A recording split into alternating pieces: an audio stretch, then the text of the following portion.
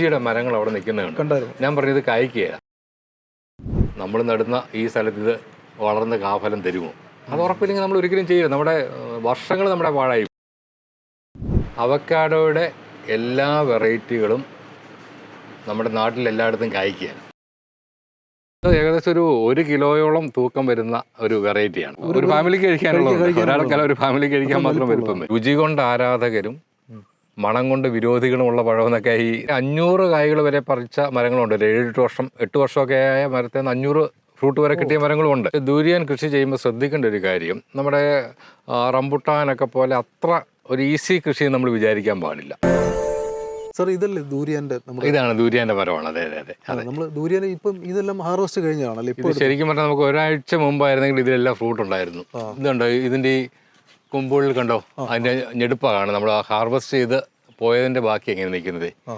ഒരാഴ്ച മുമ്പ് വരെ ഫ്രൂട്ട് ഉണ്ടായിരുന്നു. ഈ ദുരിയാനൊക്കെ നമുക്ക് ഹാർവെസ്റ്റൊക്കെ ഏകദേശം ഒരുമിച്ച് തന്നെ നടന്നു പോകും. അപ്പോൾ അവിടെ ഇവിടെ ആക്കിയിട്ട് കായ്കൾ പിന്നെ കിടക്കാനുള്ള സാധ്യത ഒറ്റ സമയത്ത് മിക്കവാറും ഒറ്റ സമയത്ത് തന്നെ അല്ല, ഒരാഴ്ച കൊണ്ടൊക്കെ ചിലപ്പോൾ അങ്ങ് ഹാർവെസ്റ്റ് ഒരു മരത്തിലെ ചിലപ്പോൾ നമ്മൾ ഹാർവെസ്റ്റ്. നമ്മളിപ്പോൾ വന്നപ്പോൾ കണ്ടത് പല തരത്തിലുള്ള ഇത് കണ്ടായിരുന്നു, ദൂരിയാൻ കണ്ടായിരുന്നു. അത് വലിപ്പമുള്ളത്, ചെറുത്, മുള്ളുള്ളത്, മുള്ളു കുറഞ്ഞത്, അങ്ങനെയൊക്കെ ഉണ്ട്. അപ്പോൾ എത്ര തരത്തിലുള്ള ദുരിയാനുണ്ട്? ദുരിയാൻ ശരിക്കും പറഞ്ഞാൽ വെറൈറ്റികൾ ധാരാളമായിട്ടുണ്ട്. നമ്മുടെ നാട്ടിലങ്ങനെ വെറൈറ്റികളെ പറ്റിയൊക്കെ അറിഞ്ഞു വരുന്നതേ ഉള്ളൂ. നമുക്ക് ദുരിയാൻ എന്ന പൊതുവിലൊരു അറിവിനപ്പുറത്തേക്ക് അധികം പറഞ്ഞിട്ടില്ല. എങ്കിലും ദുരിയാനെ പറ്റി പഠിച്ചുകൊണ്ടിരിക്കുന്ന ആളുകൾ കുറേ പേരുകളൊക്കെ കേട്ടിട്ടാണ്. മുസാങ്കി, മോന്തോങ്, ബ്ലാക്ക് തോൺ എന്നൊക്കെ പറഞ്ഞ് കുറേ വെറൈറ്റികൾ നമുക്ക് പരിചിതമാണ്. പക്ഷേ അത്ര പരിചിതമല്ലാത്ത അനേക വെറൈറ്റികളും ഉണ്ട്. അപ്പോൾ ഈ വെറൈറ്റി അനുസരിച്ച് ഫ്രൂട്ടിൻ്റെ വലുപ്പത്തിൽ വ്യത്യാസം വരാം, ഈ പറഞ്ഞതുപോലെ മുള്ളിൻ്റെ ഘടനയിൽ വ്യത്യാസം വരാം, അതിനകത്തുള്ള ഫ്രൂട്ട് നമ്മുടെ അതിൻ്റെ അകത്ത് അല്ലികളല്ല നമ്മുടെ ചുളകൾ പോലെയാണല്ലോ ഇരിക്കുന്നത്. അപ്പോൾ അതിൻ്റെ സൈസിൽ വ്യത്യാസം വരാം, അതിൻ്റെ സീഡിൻ്റെ സൈസിൽ വ്യത്യാസം വരാം, സ്മെല്ലിൽ വ്യത്യാസം വരാം, ടേസ്റ്റിൽ വ്യത്യാസം വരാം. അങ്ങനെ അനേക വ്യത്യാസങ്ങളുണ്ട്. ഉണ്ട്. ഈ ദുരിയാൻ നമ്മൾ പുറത്തുനിന്ന് വന്നതാണല്ലോ. അപ്പോൾ നമ്മുടെ നാട്ടിൽ എത്രത്തോളം സക്സസ് ആവുന്നുണ്ട്? നമ്മുടെ നാട്ടിൽ തീർച്ചയായിട്ടും സക്സസ് ആകുന്ന ഒരു ഫ്രൂട്ട് തന്നെയാണ് ദുരിയാൻ. പക്ഷെ ദുരിയാൻ കൃഷി ചെയ്യുമ്പോൾ ശ്രദ്ധിക്കേണ്ട ഒരു കാര്യം, നമ്മുടെ റംബുട്ടാനൊക്കെ പോലെ അത്ര ഒരു ഈസി കൃഷി നമ്മൾ വിചാരിക്കാൻ പാടില്ല. കെയർ നന്നായിട്ട് കൊടുക്കണം. അല്ല, ഞാൻ കണ്ടുണ്ട് 12 വർഷമൊക്കെ ആയിട്ട് കായ്ക്കാത്ത മരങ്ങളുള്ള ദുരിയാൻ. അത് ആ ചോദ്യം വളരെ നല്ലതാണ്. എന്താണെന്നറിയാമോ, ഈ നമ്മുടെ തൈകൾ ഉൽപ്പാദിപ്പിക്കുമ്പം, ഇപ്പോൾ ദുരിയാൻ്റെ തൈകൾ ഉൽപ്പാദിപ്പിക്കുമ്പോൾ 2 തരത്തിൽ നമുക്ക് എല്ലാ ചെടികളും അങ്ങനെ നമുക്ക് ചെയ്യാൻ പറ്റും. നമ്മുടെ ഇതിൻ്റെ സീഡ് കുഴിച്ചിട്ട്, അതാണല്ലോ നമുക്ക് ഏറ്റവും സ്വാഭാവികമായിട്ടുള്ള മാർഗ്ഗം, അതാണല്ലോ. സീഡ് കുഴിച്ചിട്ട് കഴിഞ്ഞ് കഴിഞ്ഞാൽ ഇതിൻ്റെ തൈ ഉണ്ടാകും, മരം ഉണ്ടാകും. പക്ഷേ ദുരിയാനിൽ സീഡ്ലിങ്സ് ആണെങ്കിൽ, വിത്ത് തൈകളാണെങ്കിൽ കായ്ക്കണമെങ്കിൽ സാധാരണഗതിയിൽ ഒരു 10 വർഷത്തിന് മുകളിലൊക്കെ സമയമെടുക്കും. അതാ പറഞ്ഞത് 12 വർഷമായിട്ടും കായ്ച്ചിട്ടില്ലെന്നൊക്കെ പറയുന്നത്. ചിലപ്പോൾ 15 വർഷം വരെയൊക്കെ എടുത്തെന്ന് വരാം. അപ്പോൾ അതുകൊണ്ട് നമ്മൾ ദുരിയാൻ എപ്പോഴും കൃഷി ചെയ്യുമ്പം ബഡ് തൈകളല്ല ഗ്രാഫ്റ്റ് തൈകളിലേക്ക് വരുന്നതായിരിക്കും നല്ലത്. അതിൽ തന്നെ ബഡ് തൈകളാണ് നല്ലത്, നമ്മുടെ പ്ലാവൊക്കെ പോലെ. അത് തന്നെ.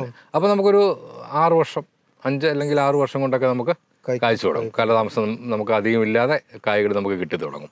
അപ്പോൾ അത് ശ്രദ്ധിക്കേണ്ട ഒരു കാര്യം. പല ആളുകളും പറയും ഇത് വെച്ചിട്ട് നമുക്ക് എന്ന് കായ കിട്ടാനാന്നൊക്കെ പറയും. പക്ഷെ അത് ഈ വിത്ത് തൈകൾ വെക്കുന്നതുകൊണ്ടാണ് ഒത്തിരി കാലതാമസം വരുന്നത്. ബഡ് തൈകളിലേക്ക് നമ്മൾ വന്നു കഴിയുമ്പോൾ നമുക്ക് 5-6 വർഷം കൊണ്ട് തന്നെ നമുക്ക് കായ്ഫലം കിട്ടും. എത്രത്തോളം കായ്ഫലം ഉണ്ടാവും ഈ ഒരുമിച്ച് ഹാർവെസ്റ്റ് ചെയ്യുന്നു എന്ന് പറഞ്ഞു? അതെ. അപ്പം എത്ര കാലയളവിലുള്ള ഈ സാധനം? അത് മരത്തിൻ്റെ വളർച്ച അനുസരിച്ചാണ്. കായ്കളുടെ എണ്ണവും കായ്കളുടെ ഗുണവും അതിൻ്റെ ക്വാളിറ്റിയൊക്കെ കൂടുന്നതും മരത്തിന് പ്രായം വരുന്നതനുസരിച്ചാണ്. ഇപ്പം നമ്മൾ പറയില്ല 5-6 വർഷം കൊണ്ട് കായ്ക്കും, അപ്പം നിറച്ച് കായൊന്നും കാണത്തില്ല. ചിലപ്പോൾ ഒരു 5 കായായിരിക്കും ഒരു വർഷം ഉണ്ടാകുന്നത്. ഓരോ വർഷം കഴിയും തോറും ചെടിയുടെ വളർച്ച അനുസരിച്ച് ഇപ്പം എനിക്കറിയാം 500 കായ്കൾ വരെ പറിച്ച മരങ്ങളുണ്ട്. 7-8 വർഷമൊക്കെ ആയ മരത്തിൽ നിന്ന് 500 ഫ്രൂട്ട് വരെ കിട്ടിയ മരങ്ങളുമുണ്ട്. അപ്പം അതങ്ങനെ കൂടിക്കൊണ്ടിരിക്കും. അതുപോലെ ഞാൻ കേട്ടിട്ടുള്ളത് ഈ ഫ്രൂട്ടിൻ്റെ ടേസ്റ്റ്, ആ ക്വാളിറ്റി കൂടി വരുന്നതും മരം പ്രായമാകും തോറുക. ദുരിയാൻ അങ്ങനെ ഒരു പ്രത്യേകതയുണ്ട്. അത് കൂടി വരും. അതും അതിൻ്റെ ഒരു പ്രത്യേകതയാണ്. മനസ്സിലായി. ഈ ഇതിൽ ഡിഫറൻസ് വരും. കായലിലൊക്കെ പല വെറൈറ്റിയിലും ചെറുതും വലുതുമായിട്ടുള്ള ഡിഫറൻസ് വരും. വലിപ്പത്തിൽ ഞാൻ ആദ്യം പറഞ്ഞത്, വലിപ്പത്തിൽ തീർച്ചയായിട്ടും വ്യത്യാസം വരും, ടേസ്റ്റിൽ വ്യത്യാസം വരും, മുള്ളിൽ വ്യത്യാസം വരും. മറ്റൊന്നാണ് ദുരിയാൻ ഒരു ഫോൾ സ്മെൽ എന്നുള്ളൊരു ധാരണ അങ്ങനെ നമ്മൾ കേട്ടിട്ടുണ്ടല്ലോ. മണം നമുക്ക് കഴിക്കാൻ തോന്നുന്ന മണമല്ല, ടേസ്റ്റ് കൂടുതല. അപ്പോൾ അതിനെപ്പറ്റി സാധാരണ ഒരു നിർവചനം പറയാറുണ്ട്. ഈ രുചി കൊണ്ട് ആരാധകരും മണം കൊണ്ട് വിരോധികളുമുള്ള പഴമെന്നൊക്കെ ഈ ദുരിയാനെ പറ്റി പറയാറുണ്ട്. പക്ഷേ നമ്മൾ കഴിച്ചു തുടങ്ങിക്കഴിഞ്ഞ് കഴിഞ്ഞാൽ ആ മണമൊന്നും പ്രശ്നമല്ല. ഈ പഴത്തിൻ്റെ ഒരു പ്രത്യേകത പറയുന്നത് ഇതൊരു അഡിക്ഷൻ ഉണ്ടാക്കുന്ന പഴമാണ്. നമ്മൾ 2-3 പ്രാവശ്യം ഇത് ആവർത്തിച്ച് ഉപയോഗിച്ച് കഴിഞ്ഞാൽ പിന്നെ നമ്മൾക്ക് ഇത് കഴിക്കാനുള്ള ടെൻഡൻസി, ഒരു പ്രേരണ നമുക്കുണ്ടാവും. അപ്പം അഡിക്ഷൻ, അതെ, അങ്ങനെ വേണമെങ്കിൽ പറയാം. അങ്ങനെ ഒരു ഫ്രൂട്ട് കൂടിയാണ് ഈ ദുരിയാൻ. ഇപ്പം ഈ നാളുകളിൽ ദുരിയാൻ നമ്മുടെ കേരളത്തിലൊക്കെ പല സ്ഥലങ്ങളിലും ആളുകൾ വാങ്ങിച്ചു വയ്ക്കും. ഇപ്പം പരിചയമായി, നേരത്തെ അത്ര പരിചയമല്ലായിരുന്നു, ഇപ്പം പരിചയപ്പെട്ട് വരുന്നു. സാർ ഇത് എന്താണ് സാർ? ഇത് കണ്ടിട്ട് ഒരു തേങ്ങയുടെ ഒക്കെ വലിപ്പമുള്ള ഒരു സംഭവം. ഓക്കെ, ഇത് തേങ്ങയല്ല, ഇത് നമ്മുടെ സപ്പോട്ടയുടെ ഒരു വെറൈറ്റിയാണ്. സപ്പോട്ട നമുക്കറിയാവുന്നതാണല്ലോ, മാമി സപ്പോട്ട എന്നാണ് ഇത് പറയുന്നത്. നമ്മൾ ഫ്ലോറിഡയിലൊക്കെ ഇത് വളരെ നന്നായിട്ടുണ്ട്. നമ്മൾ അവിടുന്ന് കൊണ്ടുവന്ന ഒരു വെറൈറ്റി മാമി സപ്പോട്ടയാണിത്. ഇതിൻ്റെ പ്രത്യേകത നമ്മളിപ്പം പറഞ്ഞതുപോലെ തന്നെ വലിപ്പമാണ്. ഇതിലും വലിപ്പമാവും. ഇത് ഏകദേശം ഒരു 1 കിലോയോളം തൂക്കം വരുന്ന ഒരു വെറൈറ്റിയാണ്. മാത്രമല്ല ഇതിൻ്റെ മറ്റൊരു പ്രത്യേകത, ഇത് പൂ വിരിഞ്ഞ് കായ്കളായി അത് നമുക്ക് കഴിക്കാൻ പാകത്തിൽ വിളവെത്തണമെങ്കിൽ ഏകദേശം 8-10 മാസങ്ങളോളം വേണ്ടി വരും. അത്രയും സമയം നമുക്ക് വെയിറ്റ് ചെയ്യേണ്ടി വരും. പാകമാവണമെങ്കിൽ 10 മാസം. 8 മുതൽ 10 മാസം വരെ സമയം വേണം. ആ സമയം കൊണ്ടാണ് ഇത് ഈ സൈസിലേക്ക് വരുന്നത്, 1 കിലോ തൂക്കത്തിലേക്ക് വരുന്നത്. പക്ഷേ അതിൻ്റെ മറ്റൊരു കാര്യം പറയാനുള്ളത്, ഇതുണ്ട്, ഇതിൻ്റെ ഫ്ലവേഴ്സ് നമുക്ക് ഇവിടെ കാണാൻ പറ്റും. ഇതാണ് ചെറിയ ചെറിയ മുട്ടുകൾ കണ്ടോ, തണ്ടിലാണ് വരുന്നത്. അപ്പോൾ ഈ ഫ്രൂട്ട് ഉള്ളപ്പോൾ തന്നെ അടുത്ത ബാച്ച് ഫ്ലവേഴ്സ് വരും, ചെറിയ കായ്കൾ വരും. അപ്പോൾ ഓൾമോസ്റ്റ് എല്ലാ സമയത്തും ഇത് കായ്കൾ കാണും. അപ്പോൾ എത്ര വർഷം എടുക്കും ഇത് കായ്ച്ചു തുടങ്ങാൻ? നമുക്ക് ബഡ് തൈകളാണ് 4 to 5 years മാക്സിമം, അത്ര മതി. 4 വർഷം കൊണ്ടൊക്കെ കായ്ച്ചു തുടങ്ങുന്നുണ്ട്. ടേസ്റ്റ് എങ്ങനെ? മറ്റു സപ്പോർട്ട് നല്ല ടേസ്റ്റിയാണ്. പൊതുവേ നമുക്കറിയാം സപ്പോർട്ട നല്ല മധുരമുള്ള ഒരു പഴമാണല്ലോ. ആ നിലയിൽ തന്നെ നമുക്ക് അതിനേക്കാൾ അല്പം കൂടി മെച്ചമെന്ന് വേണം നമുക്ക് പറയാൻ പറ്റും. ഷെയ്ക്ക് എടുക്കാനൊക്കെ വളരെ നല്ലതാണ്. ഇതിൻ്റെ ഉള്ളിൽ നല്ല റെഡ് കളറായിരിക്കും, മറ്റേ സപ്പോർട്ടിൻ്റെ കളറിനേക്കാൾ വ്യത്യസ്തമായിട്ട്. അതെ, ഇത് നല്ല റെഡ് കളറായിരിക്കും. അപ്പോൾ അത് മാത്രമല്ല, ഈ ഒരെണ്ണം ഉണ്ടെങ്കിൽ ഒരു ഫാമിലിക്ക് കഴിക്കാനുള്ള ഒരു ഫാമിലി കഴിക്കാൻ മാത്രം വലുപ്പം വരും. അതെ. അപ്പോൾ ബാക്കി ഇതിന്റെ വളരുന്ന രീതിയും മറ്റു സപ്പോർട്ട്, ഈ ഇലയിലൊക്കെ വ്യത്യാസമുണ്ട്. അപ്പോൾ ഇതിന്റെ വളരുന്ന രീതിയിൽ പ്രത്യേകിച്ച് വ്യത്യാസങ്ങളൊന്നുമില്ല. സപ്പോർട്ടയുടെ ഫാമിലിയിൽ തന്നെ പല ഇനങ്ങളുണ്ട്. ഇപ്പോൾ അബിയു, മിൽക്ക് ഫ്രൂട്ട്, ഇതെല്ലാം സപ്പോർട്ടേഷ്യ ഫാമിലി വരുന്നത്. അപ്പോൾ അതിന്റെ ഇലകൾക്ക് വ്യത്യാസമുണ്ടല്ലോ, പക്ഷേ കായകൾക്ക് വ്യത്യാസമുണ്ട്. പക്ഷേ ഇത് നമ്മുടെ സപ്പോർട്ടയുടെ പഴങ്ങളോട് ഏറ്റവും അടുത്ത് നിൽക്കുന്ന ഒരു പഴമാണ്, ആ ഷേപ്പിലും കാര്യങ്ങളിലും ഒക്കെ. പക്ഷേ ഇലകൾക്കൊക്കെ വ്യത്യാസമുണ്ട്. പക്ഷേ പരിചരണങ്ങളൊക്കെ നമ്മുടെ സാധാരണ സപ്പോർട്ടയുടെ പരിചരണങ്ങളൊക്കെ കൊടുത്താൽ തന്നെ നന്നായിട്ട് വരും. നമ്മുടെ നാട്ടിൽ നല്ല രീതിയിൽ വരും. അപ്പം കോമൺ ആയിട്ടില്ല, ആയി വരുന്നതേ ഉള്ളൂ. പക്ഷേ നമുക്ക് ഇനി നമ്മുടെ വീട്ടുവളപ്പുകളൊക്കെ ഒരു വ്യത്യസ്തമായ ഒരു ഫ്രൂട്ട് ട്രീ ആയിട്ട് നമുക്ക് വയ്ക്കാൻ പറ്റുന്ന ഒന്ന് തന്നെയാണ് നമ്മുടെ മാമി സപ്പോട്ട. ഫ്രൂട്ടായെന്ന് മനസ്സിലായോ? ഇത് സാർ അവക്കാഡോ സാധാരണ നമ്മൾ കാണുമ്പോൾ വലിപ്പം കുറവാണ്, നല്ല ഗ്രീനിഷ് കളറായിരിക്കും, അങ്ങനെയാണ് നമ്മൾ കണ്ടിട്ടുള്ളത്. അതായത് അവക്കാഡോയിൽ പല വെറൈറ്റികളുണ്ട്. നമ്മളിപ്പോൾ റംബുട്ടാൻ്റെ അകത്ത് പല വെറൈറ്റികളുടെ പേര് നമ്മൾ പറഞ്ഞതുപോലെ തന്നെ അവക്കാഡോയിലും പല വെറൈറ്റികളുണ്ട്. ഇത് റസൽ എന്ന് പറഞ്ഞൊരു വെറൈറ്റിയാണ്. അവക്കാഡോയുടെ റസൽ എന്ന് പറഞ്ഞൊരു വെറൈറ്റിയാണ്. ഞാൻ അവക്കാഡോയെ പറ്റി 1-2 കാര്യങ്ങളൊന്ന് പറയാമേ. നമുക്കൊരു തെറ്റിദ്ധാരണ മാറാൻ വേണ്ടി ഞാൻ പറയുന്നതാണ്. അവക്കാഡോയുടെ എല്ലാ വെറൈറ്റികളും നമ്മുടെ നാട്ടിൽ എല്ലായിടത്തും കായ്ക്കുകയാണ്. അതായത് ഹൈ റേഞ്ച് വെറൈറ്റികളും ലോ റേഞ്ച് വെറൈറ്റികളും വേറെ ഉണ്ട്. ഇപ്പോൾ ഉദാഹരണമായിട്ട് പറഞ്ഞാൽ അവക്കാഡോയെ പറ്റി പഠിക്കുന്നവർക്കറിയാം, ഹാസ് എന്ന് പറഞ്ഞൊരു വെറൈറ്റി. ഹാസ് അതാണ് ഏറ്റവും സുപ്പീരിയർ വെറൈറ്റി ആയിട്ട് അറിയപ്പെടുന്നൊരു അവക്കാഡോ വെറൈറ്റി. അത് നമ്മുടെ തിരുവനന്തപുരത്തോ കോട്ടയത്തോ നമ്മൾ കൃഷി ചെയ്താൽ കായ്ക്കാനുള്ള സാധ്യത ഇല്ല എന്ന് തന്നെ പറയാം. അത് നല്ല ഹൈ റേഞ്ച് മേഖലകളിലേക്ക് അയക്കുള്ളൂ. പക്ഷേ നമ്മളിപ്പോൾ ഈ കാണിച്ചിരിക്കുന്ന ഇത് നമ്മൾ വിപണനം ചെയ്യുന്നൊരു വെറൈറ്റിയാണ്, ഹോം ഗ്രൗണ്ട് വെറൈറ്റിയാണ്.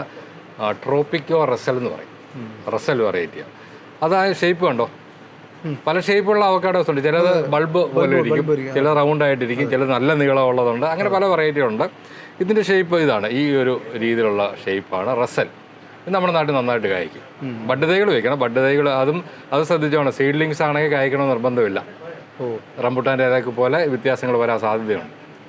പല വീടുകളിലും ഭയങ്കര വലിപ്പമുള്ള നിപ്പുണ്ട്, ഇതിന് മരങ്ങൾ നിപ്പുണ്ട് അവക്കാഡോ. കഴിക്കാത്തതിൻ്റെ കാര്യം ഒന്ന് വയനാട്ടിൽ നിന്ന് എവിടെയെങ്കിലും ഹൈ റേഞ്ചിൽ നിന്ന് ഉണ്ടായ ഒരു പഴത്തിൻ്റെ വിത്തായിരിക്കും നമ്മൾ ഇട്ടിരിക്കുന്നത്. മുളയ്ക്കാൻ ഭയങ്കര എളുപ്പമാണ്. മരമൊക്കെ ഉണ്ടാവും, പക്ഷേ കായ ഉണ്ടാകത്തില്ല. അത് ശ്രദ്ധിക്കേണ്ട ഒരു കാര്യമാണ് കേട്ടോ. അതുപോലെ തന്നെ നമ്മൾ വിപണനം ചെയ്യുന്ന മറ്റൊരു വെറൈറ്റിയാണ് 34 എന്ന് പറഞ്ഞ വെറൈറ്റി ഉണ്ട്. അവക്കാഡോയുടെ 34 എന്ന് പറഞ്ഞ വെറൈറ്റി. അത് നമ്മുടെ നാട്ടിൽ നന്നായിട്ട് കായ്ക്കുന്നൊരു വെറൈറ്റിയാണ്. ഈ 2 വെറൈറ്റികളാണ് ഹോം ഗ്രൗണ്ട് വിപണനം ചെയ്യുന്നത്. മറ്റ് ട്രോപ്പിക്കൽ വെറൈറ്റികളും ഉണ്ട്. നമ്മളിപ്പോൾ മെയിനായിട്ട് വിപണനം ചെയ്യുന്നത് ഈ റസലും 34ഉമാണ്. അത് മാത്രമല്ല, ഈ അവക്കാഡോ എന്ന് പറഞ്ഞാൽ നമ്മുടെ ഭയങ്കര പ്രോട്ടീൻ റിച്ച് ആയിട്ടുള്ളൊരു, അതെ നമ്മുടെ ഔഷധ ഗുണങ്ങളുടെ കാര്യത്തിൽ വളരെ മുൻപന്തിയിലുള്ളൊരു പഴമാണ് ഈ അവക്കാഡോ. അവക്കാഡോ കഴിക്കുന്നത് വളരെ നമുക്ക് ആരോഗ്യത്തിന് വളരെ ഗുണം ചെയ്യുന്ന ഒരു ഫ്രൂട്ടാണ്. വിദേശ രാജ്യങ്ങളിലൊക്കെ അവരുടെ ഡയറ്റിൻ്റെ ഭാഗമായിട്ട് ഭക്ഷണക്രമത്തിൻ്റെ ഭാഗമായിട്ട് ഉൾപ്പെടുത്തുന്ന ഒരു പഴമായി അവക്കാഡോ. അപ്പോൾ ആ രീതിയിൽ വളരെ പോപ്പുലാരിറ്റി ഉള്ളതും വളരെ ഗുണമുള്ളതുമായ ഒരു ഫ്രൂട്ട് തന്നെയാണ് നമ്മുടെ അവക്കാഡോ. അത് നമുക്ക് എല്ലാ സ്ഥലങ്ങളിലും ഇത് വളർത്താനും അതുപോലെ നമുക്ക് ഇത് ഈൽഡ് എടുക്കാനും പറ്റുന്ന എല്ലാ സ്ഥലങ്ങളിലും വളർത്താനും ഈൽഡ് എടുക്കാനും പറ്റും. അതത് പ്രദേശത്തിന് യോജിച്ച വെറൈറ്റികൾ കൃഷി ചെയ്യണമെന്ന് മാത്രമേ ഉള്ളൂ. കോട്ടയത്തും തിരുവനന്തപുരത്തും പത്തനംതിട്ടയിലും കണ്ണൂരും എല്ലായിടത്തും ഇതുണ്ടാവും. അപ്പോൾ ഒരാൾ വയനാട്ടിലും ഉണ്ടാവും. ഇപ്പോൾ അവക്കാഡോ വേണമെന്നുണ്ട് ഒരാൾ വന്നാൽ ചോദിക്കുമല്ലേ എവിടെ നിന്നാണ് വരുന്നത് എന്ന്. അതനുസരിച്ച് നമ്മുടെ ഒരു പ്രത്യേകത അതാണ്. ഇപ്പം നമ്മൾ ലിച്ചി, നമ്മൾ താഴെ യാത്ര ചെയ്തപ്പോൾ ലിച്ചിയുടെ മരങ്ങൾ അവിടെ നിൽക്കുന്നത് ഞാൻ പറഞ്ഞത് കായ്ക്കുകയില്ല അല്ലേ, കായ്ക്കുകയെന്ന് പറഞ്ഞു. അപ്പോൾ സാലി ചോദിച്ചത് ഇവിടെ തൈകളുണ്ട്, മറ്റേ പല നഴ്സറികളിലും ഇതിൻ്റെ തൈകൾ ഉണ്ട്. അപ്പം നമ്മളെന്താ ചെയ്യുന്നത്, ഇവിടെ വരുന്നൊരു കസ്റ്റമർ ലിച്ചി ആവശ്യപ്പെട്ടാൽ നമ്മൾ വളരെ കൃത്യമായിട്ട് അവരുടെ സ്ഥലം ചോദിച്ച് മനസ്സിലാക്കും. ഏതൊക്കെ കേരളത്തിലാണെങ്കിൽ ഏതൊക്കെ സ്ഥലങ്ങളിൽ ഇത് കായ്ക്കുകയില്ല എന്ന കാര്യം പറഞ്ഞിട്ട് മാത്രമേ, കായ്ക്കുന്ന സ്ഥലമാണെങ്കിൽ മാത്രമേ അവർക്ക് ആ തൈ കൊടുത്തു വിടുകയുള്ളൂ. മറ്റു പല സ്ഥലത്ത് എന്താ ഒരു കസ്റ്റമർ വന്നു കഴിഞ്ഞാൽ ലിച്ചി നല്ല സ്ഥലം കൊണ്ടുപോകണം പറയും അല്ലേ. അപ്പോൾ നമ്മൾ ഒരിക്കലും അങ്ങനെ ചെയ്ത് നമ്മൾ വയനാട് പോലുള്ള സ്ഥലങ്ങളിലേക്ക് വേണ്ടി ചെയ്ത് വെച്ചിരിക്കുന്ന തൈകളാണ്.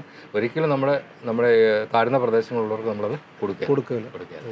അതുപോലെ തന്നെയാണ് അവക്കാഡോ. അല്ല, നമ്മൾ ഈ ഒരു നഴ്സറിയിൽ പോയി ഒരു അവക്കാഡോ അല്ലെങ്കിൽ ഒരു ആപ്പിളിന്റെ തൈ അല്ലെങ്കിൽ വാങ്ങിച്ചോണ്ട് പോയിട്ട് കാര്യമില്ല. ഞാൻ പറഞ്ഞില്ല, നമ്മൾ പഴവർഗ്ഗ കൃഷിയിൽ, അത് വാണിജ്യ കൃഷിയാണെങ്കിലും വീട്ടിലൊരു തൈ വാങ്ങിച്ചു വെക്കുകയാണെങ്കിലും നമ്മൾ ആദ്യം ഉറപ്പാക്കേണ്ട ഒരു കാര്യം, നമ്മൾ നടുന്ന ഈ സ്ഥലത്ത് ഇത് വളർന്ന് കാഫലം തരുമോ.